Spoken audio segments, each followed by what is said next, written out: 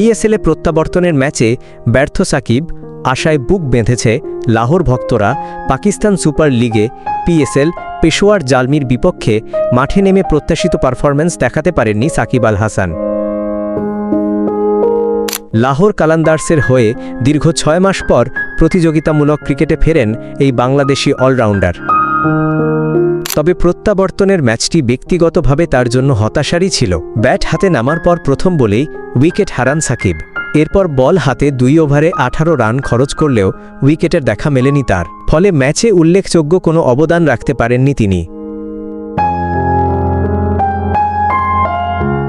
অবশ্য 6 মাস পর মাঠে ফেরা একটি বড় চ্যালেঞ্জ।